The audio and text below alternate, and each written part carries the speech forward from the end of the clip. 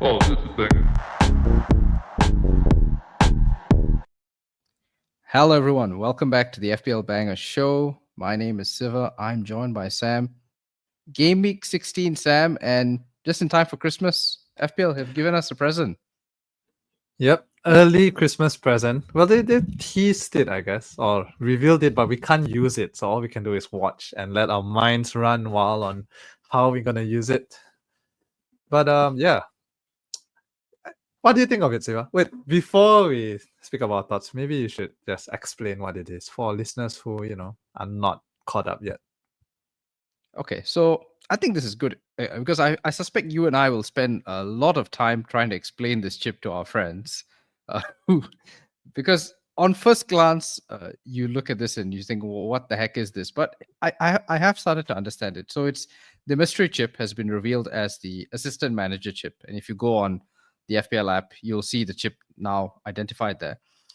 And what it basically does is from game week 24 onwards, you can activate this chip. It'll last for 3 game weeks from whenever you activate it. And it will give you extra points based on the manager's performance. Actually, it's the team's performance because it's tied to the team, not the manager. But for cosmetic purposes, it's related to the manager. So you'll see a small tab where the manager appears next to your bench for 3 weeks. Manager prices will be between 0.5 million to 1.5 million. It'll come out of your existing transfer budget. So you need to have monies kept up for this. It'll come out of your existing allocations per team. So if you've got triple Arsenal, you can't have Arteta. You'll have to transfer someone out. You don't use the transfer the first week you have the manager, but if you want to change the manager after, say, week 1, you can use one of your own existing free transfers to do that. If you want to change it without, yes, see, I didn't know that. Yeah. So, okay. And I think a lot of people have missed that because people keep talking about blocks of 3 fixtures. It actually is not relevant here because you could, if you've got transfers, use it on the manager to target fixtures. Obviously, it goes from your allocation. So if you don't have transfers left, it's a hit. And also the point system, the allocations, the scoring system is quite different from how you normally would have points. You can check it up at the FPL website, but basically you get 6 points for a win. You get points for goals scored. You get points for clean sheets. The big one that everyone's talking about is that you get 10 points if the team that you pick beats a team that's 5 places or more, 5 places or higher ranked than them in the table at the start of the game week. So a lot of people are discussing, okay, so you just go, there are 2 strategies here, right? You could go boring and say pick Liverpool and hope to just get steady wins over those 3 weeks, never make a transfer, or you go aggressive and you get somebody like a Wolves in the first week, and then you transfer that out for a Southampton, and you transfer it for an Ipswich, and you keep trying to score that massive 16-pointer plus goals. And so that's basically the chip in a nutshell. And the last point I didn't mention, and this is pretty crucial, you cannot play any other chip while this chip is active. So if it's during a double game week, and we've all talked about Liverpool having a double game week because of the Everton postponement, you can't activate this chip during that double game week and also play triple captain. So if this chip is active, it's active for 3 weeks. You got to live with it. So okay, very interesting. I won't spend time whining about how this makes the game more complicated and it goes against the spirit. We're not that kind of pod. I don't think I care that much about it. Having slept on it, I'm fine with it. It is what it is. I'm more interested about how to maximize it. And I think the first point that there's no point complaining about the chip. It's here. It's done. They're not going to take it back. So the only way is forward. Exactly. Yeah. It's an interesting chip. I think it's definitely one of those high variance chips that you are going to end up making mistakes with. Like you're going to end up trying to target Wolves versus Newcastle when you could have just gone for boring, maybe Liverpool against 3 small teams, or could be the other way around. Maybe you try and be very creative with this chip. I think the good thing about it is we have until game week 24 to not even think about this to an extent. Yeah. Although the fact that you are locked from accessing a manager when you're tripled up, I think is going to be an issue. Like as we get closer to this, because like even now your transfers, like I'm about to go into triple Arsenal, triple Liverpool, and I'm already starting to have cold feet about it. That is still so long more, right? A whole how many game It, weeks is that? it's You know? I mean it's about 6 weeks, mate. It's not that long. Yeah, February, right? Basically on the 1st of February, that's when you can play it. Am I right? Yeah, and yes, and one of the other last points, I guess, is more practical point. But for those people who did triple captain Haaland in game week 2, I think they're the happiest people because this is a chip that is probably going to be best in a double game week. You'll maximize. Mm, You yeah, would yeah. think you'd maximize the gains with 2 fixtures, and those people who've already paid triple captain can use it when this Liverpool double game week happens. Whereas you and I, not so much In theory, in theory. in theory, you know, practically your team could lose both games and you end up with 0 in the double game week. You could. That And that you that is also, true. and if you're picking a team with favorable fixtures, you actually wasted one slot on, on your manager, something like that. That's one way of looking at it, I suppose. And I guess long term, you may be looking at some teams like Chelsea, for example, who don't probably have 3 good FPL picks, I would say, or less likely Yeah. to you want to triple up. Or United. I already, if you look at the table, right, we're just discussing macro, right? But teams, if you're aiming for a team that needs to beat someone 5 places ahead of them, I think United, Spurs, and Newcastle already look very interesting to me because they're quite low down the table. Uh, and Yeah. you could see a But Newcastle beating a the problem Villa. is you get extra for clean sheets, right? You do. Spurs not keeping no clean sheets, man. They are not. No. And I think counterintuitively, if you want to put it on Spurs, you should put it on bigger teams when they have 3 tough fixtures or something like that. Like that's the highest chance for them to win because they're gonna mess it up against lower ranked teams or teams around their rank. Yeah, Spurs only show. I mean, so a lot. If you look at the FPL website, to be fair, I will say one thing good about FPL is that they have created a lot of articles to try and explain this, which tells you how confusing the chip is. That they needed to do that much content, but they showed sort of a sample of managers and how they would have scored for this season. And Iraola at Bournemouth would have had the highest score had you gone with him for these 3 weeks where they were playing Arsenal, Liverpool, City. So that's interesting. Yeah. The other point I should also mention, just to wrap up, is that this is, although it's called a manager chip, it has no bearing. If the manager gets sacked, it doesn't matter. You're still linked to the team. The manager gets yellow carded. The manager gets suspended. The manager moves to a different club. All of that irrelevant. It's linked to the team. Fair. Off the top of my head, Siva, I would like to target Nottingham Forest. But then I opened the league table and I realized they're 5th. Yeah. So you want to There's target no teams upsets playing there. Forest. Yeah. Yeah. No, So- I'm gonna target. If I had to choose a team now, I would go for Everton. Lots of 0-0s, 1-0s, things like that. So a good chance that an upset possibly. I mean, even if you draw against the team 5 places above you, you get like 5 extra points, right? That's who I would go for. If I had to choose one now, I would go for Everton. I think it's one of those you'll have to really assess form as we get closer to the day, the time when you intend to play it. I think Ben Krellin, who has everyone who will follow, who has aiming to play this around game week 30, which I think is a nice time. There's no need to play other chips in that period. Wolves have a nice run around that time. There are a lot of small teams. I think this is one of those. It isn't topmost of my concerns at this point, so I'm not too worried about it. It's just something to think about. Yeah. The fact that it takes money out of your transfer budget almost, I think, makes it even harder to justify owning Haaland, because if you have a Haaland team, chances are you have not much in the bank. And so the fact that you need to keep up to 1.5 million, and the last point being there's no price rises for the managers, thank God, but you still need an extra 1.5 mil to get this manager. So Yeah. Kind of annoying for people who like to maximize their value, I think. Because then you could end up, without budget at all to even bring in even the cheapest one at 0.5, right? yeah, I mean, you could end up, let's say Haaland's playing Southampton, you can't get him because you need to spend all your money on getting Russell Martin or something. I don't Yeah.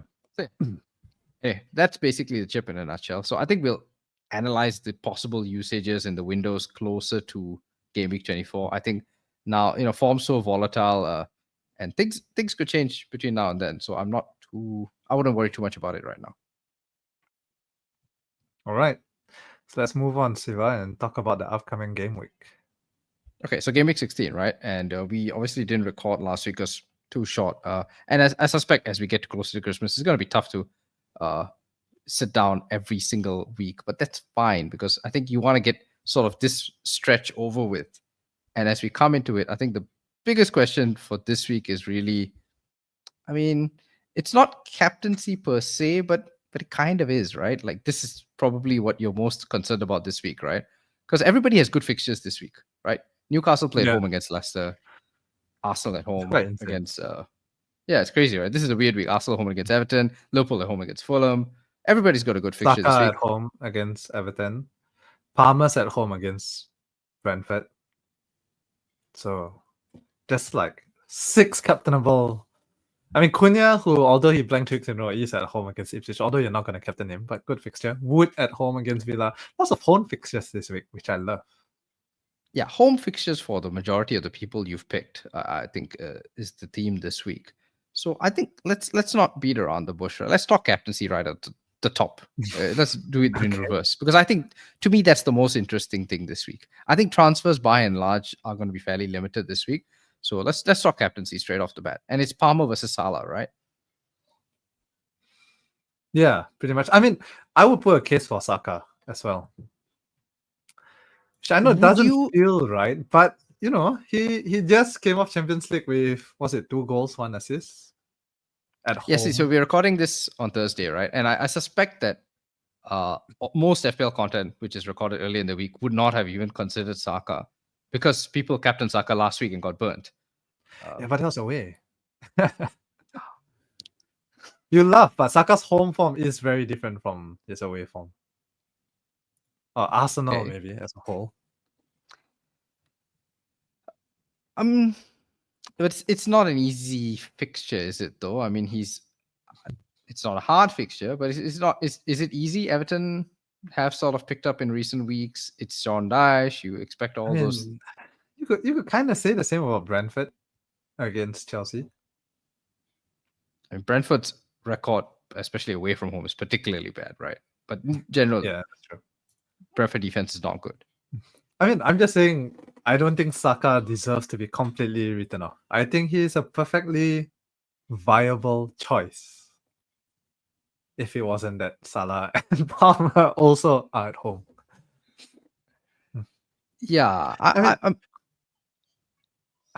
I struggle to make the case for Saka because I'm aware that I don't want to say that there's a lack of Hall potential because I'm pretty sure the last time I said that was the Leicester game and then he proceeded to Hall. Or was it, no, it was the Southampton game, yes. So I don't want to say that there's a lack of Hall potential here, but I wonder if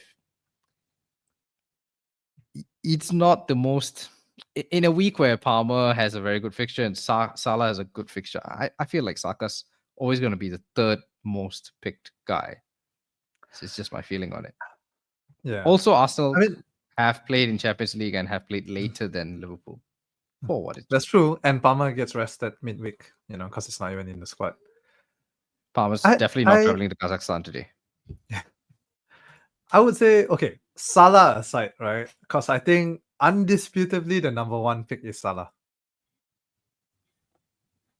Because, of his record, he's only undisputed, Siva. And I'll tell you why if you want to argue it. He's only blanked twice this season in 14 game weeks. He's at a streak of 4 double-digit hauls, home, away, doesn't matter who he plays.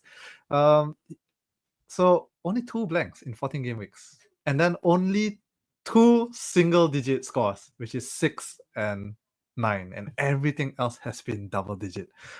The haul that you're hoping from Saka, from Palmer, is Salah's basically normal week now. Right? That's how she gets every week. And you're hoping for that same amount of points, right? Like, if one of them were to get 13 or 12, you would be delighted with that captaincy. Salah does it like, I think half of his scores are 12 and above. So you get what I'm saying? You're hoping for something that comes naturally, normally to Salah now, based on his current form. So I still think Salah is the number one undisputed pick. And However, mm, if you're like me, who don't like going with the number one undisputed pick, then I think you can bet on Palmer, bet on Saka, hopefully outscore Salah.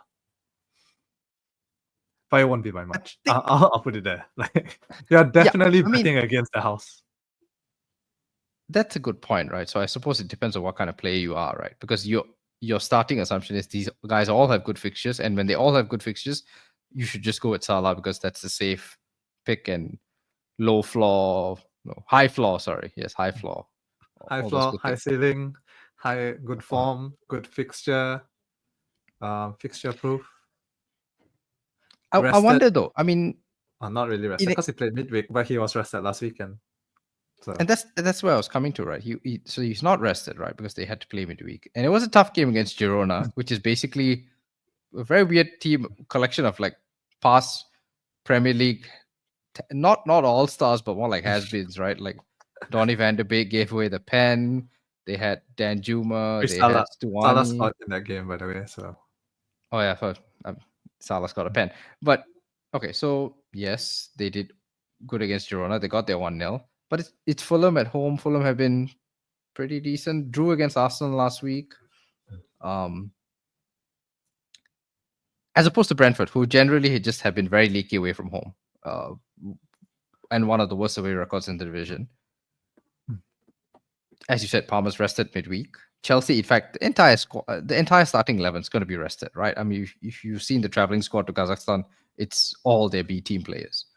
So there's an argument here if you want to be bold. So what's the downside here? Because I'm guessing you don't think Palmer's going to blank against Brentford, right? no, I mean, Salah is the safest pick. Let's put it that way, right? Like, if it wasn't for Palmer's fixture or Saka's fixture and that capital H there beside it, you would 100% captain Salah, right? And like I said, like, what you're hoping for from Palmer is a 13, a 14 point, a 10 pointer, which is what Salah gets like every week now. So I think Salah number one undisputed pick. However, I don't like going with the number one pick. It's boring. So Palmer or Saka, I will So go. And I think there is is it a fallacy in that sense where I would like to pick someone who is lesser owned if you have both. So in my case, I already have Saka, I already have Palmer, I have Salah. I'm tempted to captain Salah because I'm tempted to captain Saka because less people own Saka compared to the others. If they haul, but if Palmer hauls, if Salah hauls, I'll still be kind of fine because they are in my team. mhm. But Saka's points are worth a bit more. Do you get what I'm saying? I mean, I get what you're saying, but that's definitely a fallacy. Like, I mean, the points are points. It doesn't really matter. If you can captain the No, lowest owned player, but there if he is gets though. 12, I mean, If Saka gets 14 and Salah gets 13, right? So it looks like it's only 1 point difference. But for people who don't have Saka, what's the term they use? There is a way they calculate it if you go on one of those mini league analyzing websites, yeah. right? So okay, So yes, on FPL you're Game Week, it's called captaining. importance. All right. Yes.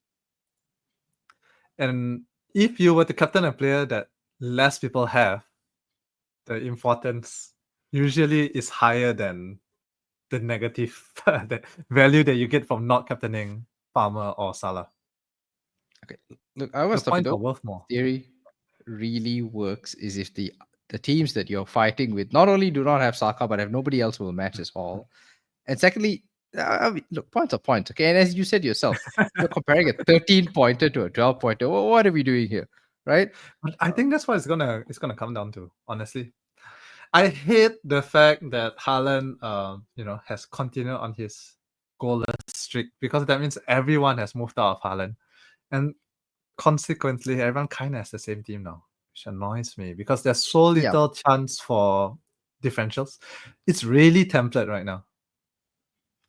Look, I mean, you can sit here and be sad that your midfield of these three premiums is now the template, but I'm not interested in worrying about other people's teams. My bottom line is this, and this is what I'm getting from you, is that Salah is the best captain because he is the most reliable of these three guys. But you want to captain Saka just because you don't like the fact that everyone's going to captain Salah. And I'm here to tell you that everyone is not going to captain Salah. A lot of people will captain Palmer. I think general sort of feeling the mood and seeing what's being posted online is that Palmer is going to be the popular captain this week for many No, people. I think maybe not I the think most, but I think yeah, he's going to be a very significant percentage because everyone is getting a bit braver, and because we're all fickle and Palmer is off a big haul, Salah just didn't play last week, so in our minds he's yeah. blanked. And I was just gonna say that. Yeah, everyone's yeah, mind is like Salah had 0 points last week. Palmer had ex- 18, so Palmer's a better pick. yeah. And then people are like, "Huh, he only scored one goal against Daily Blind's Girona. Okay, so he's washed." And so, yeah, I guarantee you that a strong number of engaged, whatever you want to call them, FPL people this week will captain Cole Palmer. I think FPL Twitter likes Cole Palmer as a captaincy option, but the general Yeah, public will still go Salah. yeah, How about Nico Jackson? not a chance in hell. And okay, so let's move away from captaincy for a sec, right? Let's talk about Nico Jackson. I'm so annoyed with myself. Like I had Isak, right? I had Isak, and then I had to transfer him out. Well, I didn't have to, but I did because I thought he was injured. And of course, Eddie Howe lies, and he has not injured, and he's fit. And I'm now having to watch Isak score every week while I'm stuck with this waste of space, Nicholas Jackson, who is apparently not nailed. News to me, um, and also I mean, has complete. everyone was rested in the game, right? Yeah, we're talking about the Southampton game, but not just that. But he's just completely vanished. Like he was absent against Spurs. Like if he wasn't there, like I don't think he made a difference at all to the game. I think some decent It's movement. I just basically bought one. Darwin Nunes. It's just one game, mate. You know, he's been doing it consistently, except for the past 2 game weeks. Don't be so short-sighted, Siva. Come on. It's 2 weeks ago, extremely we were great. singing his praises. You know, Nico Jackson has turned a new leaf. He's gonna be the new Drogba, although he doesn't like that comparison. He does not. Which, to be fair, it's a very reductive. Just because he's Yeah, a black guy playing for Chelsea, that's very offensive. it is. I don't like it, but yeah. Back to my point. Nico Jackson still a good pick. Great fixtures coming up. I think he will come good. You don't need to worry, Siva. What you need to worry about instead is the fact that you sold Chris Wood. That's what you should be worried about. Not the fact you sold Isak. It's Chris Wood that is your problem. Let's. How dare you betray the Lord and Savior, Chris Wood? I'm at peace with my decision to sell Chris Wood. I did not think that Manchester United would do whatever United do. I forgot that Lisandro Martinez was short, and somebody would figure that out at some point. I think it's very unsporting of Forest to try and target somebody just because of his height. Okay, very very ungentlemanly of Milenkovic to go and just like walk over him, and then Wood to do the same. Um, I will probably just get Chris Wood back in 2 weeks and just regret my mistake. But let's get off my team, right? Let's not, because this is not about my team. Let's talk about everyone else's teams, okay? Because you still got Cunha, mate, and you still got a problem because Cunha's much like Wolves has completely vanished. Yeah, 2 more good fixtures, Ipswich and Leicester. And if nothing comes from that, his fixture's done anyway. And then I'm selling him for, I don't know, maybe an Isak. And I guess coming back to a sort of full circle to my point is that it's got to be Isak and Wood instead of all these other guys who we've been messing about with. And I think you less so, but definitely me, sort of maybe too preoccupied with fixtures and the new shiny thing. Isak, boring, 90-minute nailed on pens guys who play every week in teams that are doing well-ish. Less so Newcastle, but they're picking up. Whereas we've got all these other guys from flaky teams, they're not nailed. You've got your Strand Larsens, your Cunhas. Okay, Cunha's nailed, but bad team. João Pedro is stinking up the joint, by the way. Like this is going under radar because he's cheap, but absolute waste of space. Like back-to-back 70-minute performances, not doing anything. Um, Yep. and we're keeping all these people just because they have really good fixtures, right? That's basically it. Yeah, pretty much. You didn't mention Evan Nielsen. I just bought Evan Nilsson, so let's not. I'd rather not attack myself immediately. But exactly, like such a short-sighted move on my part. Like, what was I thinking? Just stick with the safe, reliable guy instead of the guy whose minutes are uncertain on a good week anyway. I mean, Isak, we all knew his problem was just injury, right? When fit, he scores. He's proven that time and time again in the past 2 seasons he's been here, and he's proving it this season as well. So, would I want to get Isak in? Yeah, I think so. Although he is quite expensive, especially if you're running with, the most popular midfield, Saka, Palmer, Salah. So yeah, if I had to rate the forwards right now, Isak number 1, Nico Jack number 2, and Chris Wood number 3. I think. Yeah, this would be the top 3 I would like to run with. Yeah, don't think I can argue with that. And I guess to your point about affordability, would you agree that it's probably time to move your money in front rather than worrying about defense? Because I mean, who are these premium defenders you want apart from maybe I guess Saliba? Not until Gabriel comes back and then Saliba goes back to never scoring again. He has a contract, right? Like he can't score if Gabriel's on the pitch. But no, Siva, I've made this point almost the entire season. Defenders are useless. Do not get any of them. I mean, you tell me that, but there are people getting 10 pointers from Saliba each week. It's starting to get annoying. I mean, yeah, but what about the rest of the season? Yes, that they had 2 goals the past 2 weeks, but the rest of the season he's been doing barely anything. Yeah, but we've established, as everyone else has this week, that Arsenal only score from corners, right? Yep, that's true. But like I said, only when Gabriel's not playing. Once Gabriel comes back, Saliba it's not gonna get any more goal. I mean, you say that, mate, but Gabriel wasn't even in the squad yesterday, so I don't think Gabriel's coming back anytime soon. So I wouldn't worry about that. Like, I'd be okay getting Saliba this week, I think. That's what you think, and then he shows up inside a suitcase. I see no reason why you would rush Gabriel back to deal with what the threat of Dominic Cavill doing. Like, if they weren't gonna, he wasn't gonna feature in the squad midweek. So I think, yeah, and if I own Gabriel, I would. Arsenal is slipping down the table, my friend. They need to start playing their strongest squad. I don't think Gabriel's presence is the defining factor in this team. But I guess okay. So that leads me to my next question. Would you then say you'd rather have a Liverpool defender this week instead of an Arsenal defender? Who are Liverpool playing? Let me check. Fulham. Liverpool do have really good fixtures. That's true. Arsenal as well, good fixtures. I am going. Who are Liverpool defenders? Is Konsa finally going to play? Okay, no, Konsa's not going to play. It's going to be Trent, Virgil, Robertson, because Simcas is injured, and Joe Gomez. And Joe Gomez is an interesting one because he's 4.9 million. And so I am very interested in Joe Gomez this week because we don't have a return date for Konate. Yeah. So I had this choice last week. I made a defender transfer. And I went for Timber because I looked at the only 2 teams whose defenders I kind of want, which is Liverpool and Arsenal.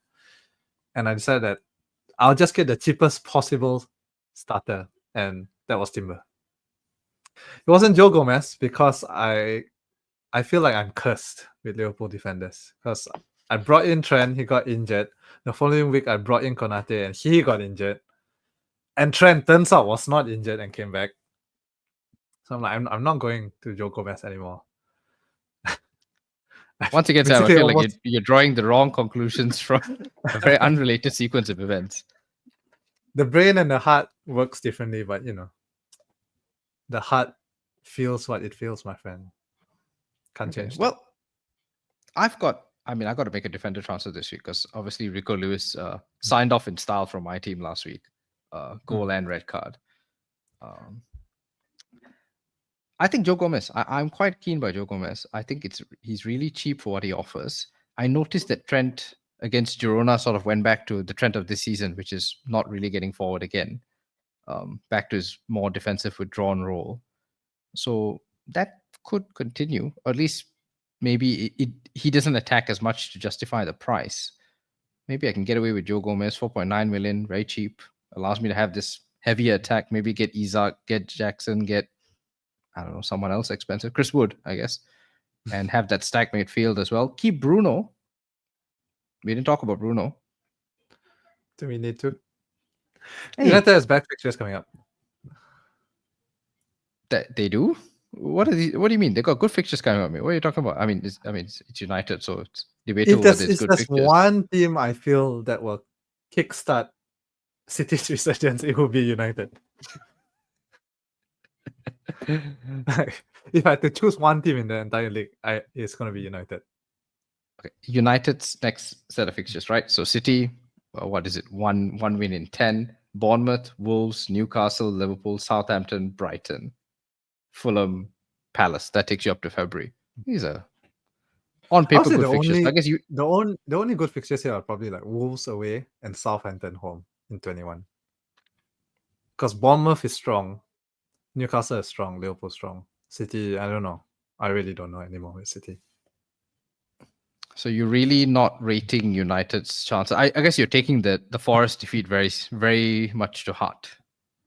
No, I think people just got a bit caught up with the new manager, but the same problems are showing up. In fact, I think they've been, because now they're playing a system that doesn't suit a majority of the players. So the cracks are more evident right now. The only United player I would touch is Ahmad. And that's because he's so cheap, it's kind of okay. Like it's a 5.1 mil risk punt. Yeah. Anyone else, I just feel it's too much money on such a risky team that you cannot predict. Okay. I mean, I literally have a message from you telling me that United are cooking again, which is, this message is barely barely a week old. But sure, let's go with the Semi-ironically. ironically, yeah. That's because okay, so you say sell Bruno, and chances are I will sell Bruno long term, because I asked about Bruno because a few weeks ago we had this question about keeping Mbeumo or keeping Bruno, Sam. And I'm going to hold you to this because I'm pretty sure you told me that I should keep Bruno and sell Mbeumo. And Did I? that's what Are I you did. sure? I'm pretty sure that's what you told me. Okay, maybe that's the decision I arrived at after speaking to you. So I'm going to blame you. Well, how many points did Bruno score the past 3 weeks?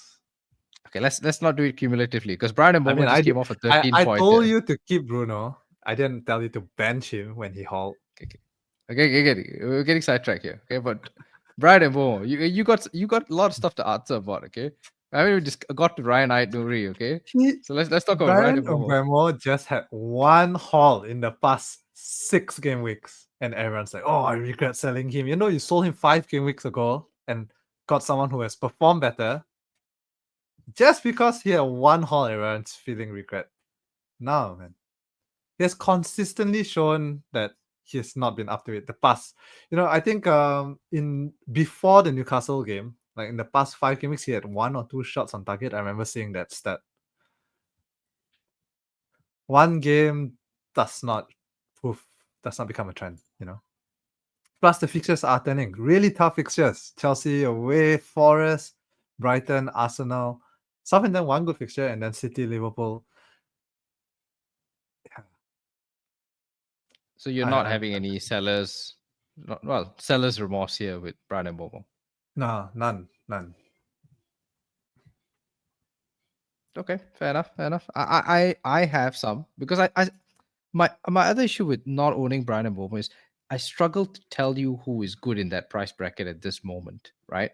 Because you've got the 3 main guys, which everyone has. You got your Saka, you got Palmer, you got Salah, and then after that, I struggle to tell you who would be my other 2 picks in midfield. I went for Brennan Johnson, who, I mean, he did return. Disappointing because they still scored 3 goals and all he came back with is 4 points. But a return still a return. I mean, he came off with a knock, so I wouldn't hold that against him. Or he had a virus or something. He wasn't feeling up to it, so fair enough. But I mean, Spurs just look so inconsistent, and I worry that this manager is not going to be around long enough for Brennan Johnson to stay stay in my team that long. He's done well so far, but I can't imagine Postecoglou survives. What? He'd be lucky if he gets through Christmas. That's true. That's true. And I do agree with your points about that. It's just this is what I hate about it right now. It's because there's probably only 11, no, actually probably 7 or 8 players that you actually want in your team. And the rest are just you have no choice. You got to fit them in. So the template is really sad now because everyone's looking at the same players. Really, really annoying and boring, but this is where we are. Okay. Let's wrap up. I guess talk about, for those people who do have a midfield transfer to make this week. Is there anybody here who you haven't mentioned who you'd bother? Like maybe Jared Bowen. Jared Bowen did return this week, right? So is that sustainable? I don't think so. I mean, he does have 3 good fixtures coming up. I don't know if you consider Bournemouth away a good fixture, considering how well they've been playing. Then Brighton at home, then Southampton away. And I think West Ham are such a bad team. So I'm not comfortable bringing any West Ham players. There's no one, Siva. There's no one. The only player I kind of wanted to bring in was Ashley Young. He has a terrible run of fixtures. But before this run, he has been returning crazily. I don't know if you noticed this. I have, but I'm stunned that you even considering Ashley Young. I think it's too late. Anyone who went Ashley Young 10 game weeks ago, you are a genius or a time traveler. Nobody who's listening to this has Ashley Young. I feel confident in saying. Perhaps we should have been looking at Ashley Young. Definitely a case of past bias and all that. Me thinking Ashley Young is not even a left back, so why? But he's not even a defender, right? I mean, he's a winger who is playing in defense because he's too slow. Just let me read out his past scores for everyone who is not looking at the screen right now. 15 points, then a -1. Okay, that was bad. 9, 5, 2, 6, 6, 6, 5, 6. Those are his past scores from game week 5 up to now. His past 10 game weeks. Crazy. And there are people out there, Mikkel and Co. Yeah.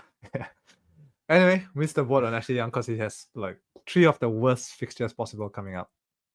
Arsenal, Chelsea, and City. And then Forest, Bournemouth, Villa, Spurs. Horrible run.